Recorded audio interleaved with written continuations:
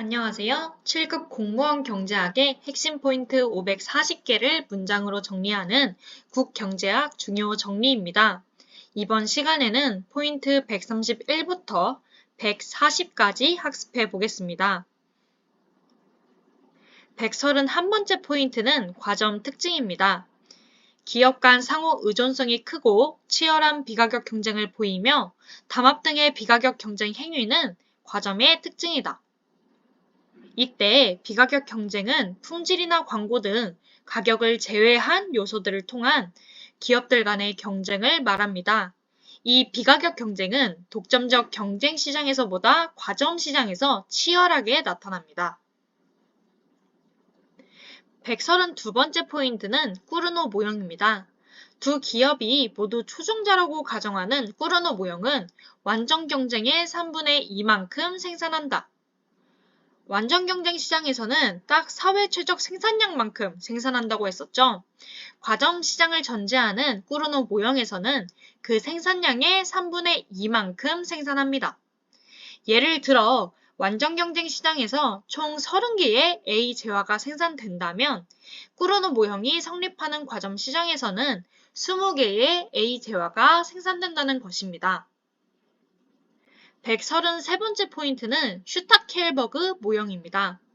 한 기업은 선도 기업이고 한 기업은 추종 기업일 때의 슈타케일버그 모형은 선도 기업의 생산량이 독점일 때와 동일하고 추종 기업의 생산량은 선도 기업의 절반이다. 선도 기업은 완전 경쟁 시장 생산량의 절반, 추종 기업은 4분의 1만큼 생산합니다. 즉, 시장 전체로 보면 슈타켈버그 모형이 성립하는 과정 시장에서는 완전 경쟁 시장 생산량의 4분의 3만큼 생산한다는 것이죠. 이 역시 기억해 두셔야 합니다. 핵심은 꾸르노 모형과 슈타켈버그 모형 모두 생산량을 통해 과점을 실현하려 한다는 점입니다. 134번째 포인트는 베르트랑 모형입니다. 각 기업이 상대방의 가격을 주어진 것으로 보고 자신의 가격을 결정하는 베르트랑 모형은 치열한 가격 경쟁으로 균형 상태에서 가격과 한계 비용이 일치한다. 베르트랑 모형은 앞선 두 모형과는 다르게 가격을 통해 과점을 실현하는 모형입니다. 그런데 베르트랑 모형에서 가격과 한계 비용이 일치한다는 건, 즉 P는 MC라는 건 완전 경쟁 상태를 뜻합니다. 따라서 베르트랑 모형이 성립하는 과점 시장에서는 가격과 생산량이 완전 경쟁 시장과 동일하다는 것이 포인트입니다. 135번째 포인트는 굴절 수요 곡선 모형입니다. 경쟁 기업이 가격을 인상하면 가격을 인상하지 않고 경쟁 기업이 인하하면 자신도 가격을 인하하는 굴절 수요 곡선 모형은 과점 기업이 설정하는 가격이 경직적임을 시사한다. 이 역시 가격을 통해 과점을 실현하는 모형입니다. 상대방이 가격을 인상하면 어차피 소비자들은 가격이 싼 우리 기업으로 올 테니까 가격을 동결하고, 상대방이 가격을 내리면 소비자들이 모두 경쟁 기업에게로 몰릴 수 있으니 따라 가격을 내린다는 모형입니다. 136번째 포인트는 카르텔 이론입니다. 동일 산업에 속하는 기업들이 명시적으로 합의하여 가격이나 생산량을 정하는 카르텔 이론은 다공장 독점과 유사하다. 카르텔 이론은 과점 기업들이 담합을 통해 아까의 다공장 독점 기업처럼 MR은 MC1은 MC2에서 이용 극대화를 추구하게 됩니다. 이때는 다수의 기업이 합의를 통해 담합을 한다는 것이 차별점이며 포인트입니다. 137번째 포인트는 가격선도 이론입니다. 선도자가 가격을 설정하면 추종자는 선도자가 정한 가격을 그대로 따르게 되는 가격선도 이론은 대기업 혹은 효율적 기업이 선도자가 된다. 가격선도 이론에 따르면 추종자는 선도자가 정한 가격을 주어진 것으로 보고 생산량을 결정하게 됩니다. 그럼에도 불구하고 시장 형태가 과점이기 때문에 일반적으로 초과 이윤을 얻게 됩니다. 138번째 포인트는 비용 할증 가격 설정 이론입니다. 한 개 비용을 정확히 알기 어려워 평균 비용에 일정률의 이윤을 부과하여 가격을 설정하는 것이 비용 할증 가격 설정 이론으로 풀코스트 원리라고 한다.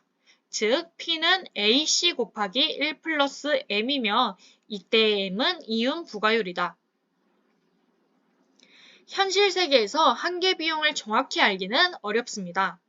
이상적인 P는 MC를 사용하여 가격을 결정하기는 곤란하다는 뜻이죠. 따라서 P는 MC 대신 이 풀코스트 원리를 이용해서 가격을 책정합니다. 평균 비용과 이윤 부과율이 문제에 나와 있다면 비용 할증 가격 설정 이론을 사용해야 하니 유념해 두시는 게 좋습니다. 139번째 포인트는 경합시장 이론입니다. 진입 장벽과 퇴거 장벽이 전혀 존재하지 않는다면 기업의 수에 관계없이 완전 경쟁 시장의 장기 균형과 동일한 자원 배분의 효율성이 달성될 수 있다는 이론이 경합시장 이론이다. 예전에 정부가 개입하는 최저임금제나 최고가격제 등에서는 아무리 취지가 좋다고 해도 시장 균형에서 벗어나는 가격을 설정하기에 사회후생이 감소한다고 설명했었습니다.